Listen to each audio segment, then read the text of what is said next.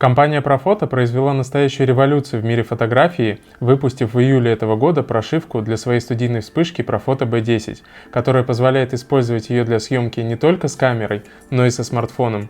Эта технология называется Profoto Air X, и, разумеется, она появилась в новой вспышке Profoto A10, о которой сегодня и пойдет речь. Я расскажу вам об основных особенностях этой вспышки, а также мы отправимся в студию, где я буду снимать на камеру и на смартфон, и покажу вам 5 цветовых схем, которые можно составить при помощи лишь одного источника света. А начать предлагаю с распаковки.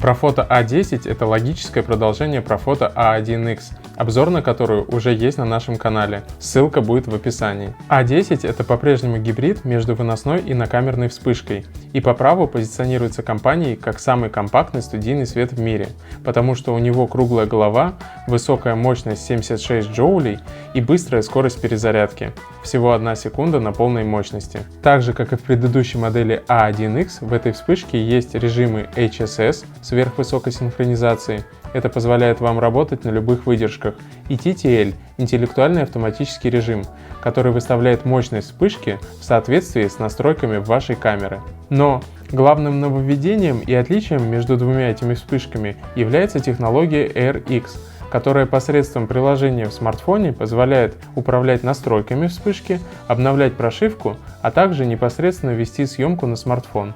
Отдельного внимания заслуживает аккумулятор. Это самый мощный аккумулятор среди всех накамерных вспышек. Он быстросъемный, с удобным выносным зарядным устройством, которое поставляется в комплекте.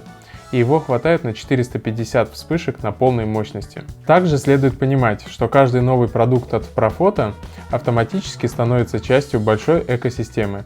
Это означает, что эту вспышку можно запускать при помощи абсолютно любого синхронизатора Profoto. Плюс она сама может быть синхронизатором для любой вспышки Profoto. Поэтому предлагаю переместиться в студию и проверить ее в деле.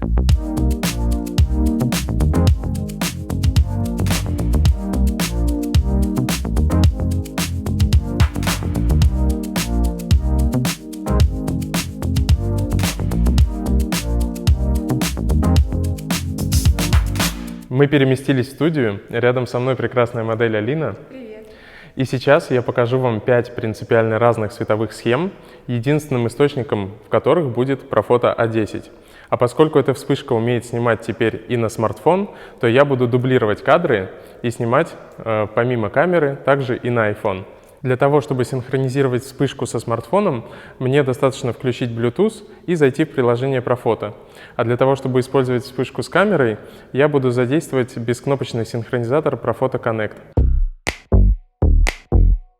Первая световая схема — это вариация на тему вспышки в лоб, когда я свечу вспышкой прямо в модель. Но здесь есть один нюанс. Для того, чтобы создать бестеневой рисунок, я буду прикладывать вспышку максимально близко к объективу. А для того, чтобы границы теней были не резкими, а растушеванными, я добавлю куполообразный рассеиватель.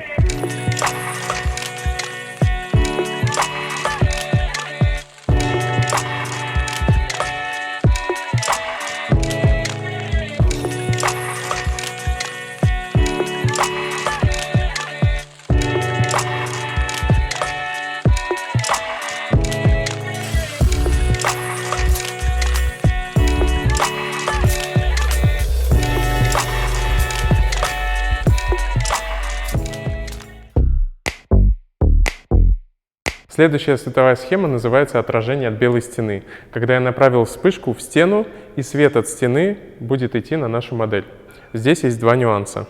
Первый нюанс заключается в том, что чем ближе я пододвигаю нашу вспышку к стене, тем жестче становится свет. И наоборот, если я хочу получить мягкий свет, я должен отодвинуть ее немного подальше. Следующий нюанс заключается в расположении по высоте. Вспышку не надо располагать слишком низко, иначе свет будет идти снизу на лицо, и это не очень красиво. Также не надо располагать вспышку слишком высоко, иначе начнут появляться темные круги под глазами. В идеале располагать ее на уровне подбородка модели. В данной световой схеме колпачок мы можем снять, потому что все равно используется отражение от стены, и это не играет никакой принципиальной роли.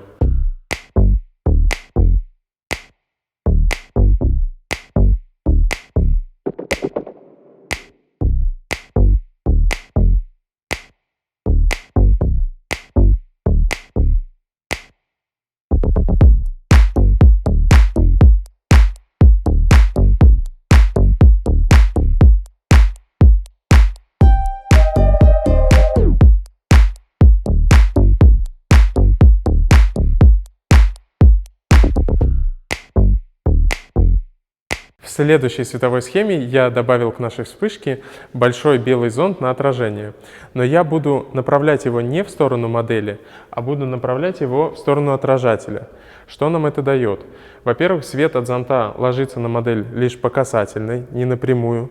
А во-вторых, когда свет отражается от белой панели, он также возвращается на модель. Все это нам нужно для того, чтобы получить максимально мягкий рисующий источник света.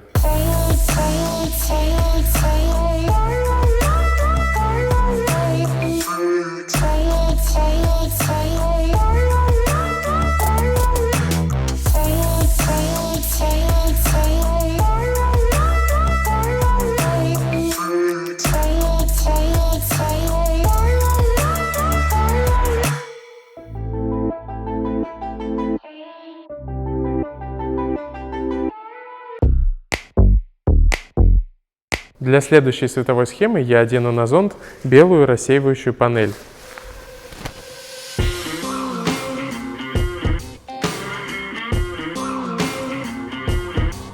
Как я уже говорил ранее, у нас большой белый зонд на отражение, который дает уже достаточно мягкий свет. Для того, чтобы смягчить его еще больше, мы добавили эту белую рассеивающую панель. В этой схеме я расположил нашу вспышку с зонтом на отражении и рассеивающей панелью за фоном. Таким образом, она будет давать контровый источник света. А для того, чтобы свет возвращался на нашу прекрасную модель, я добавлю отражающую панель.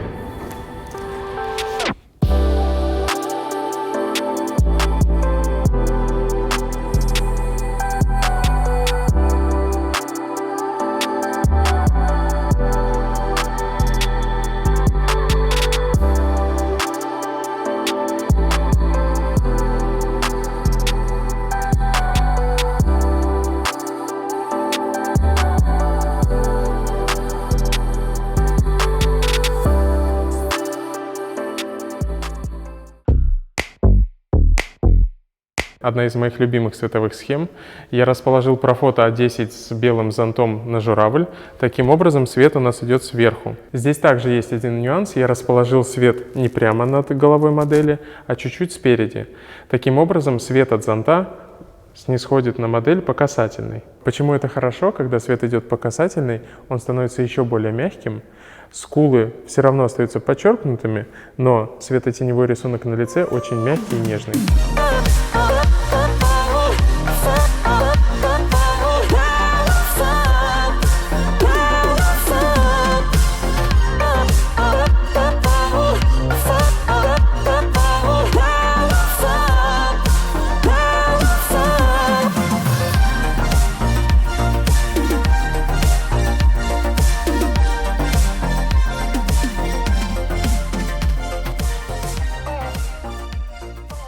Ну, вы сами все видели, на что способна эта малышка.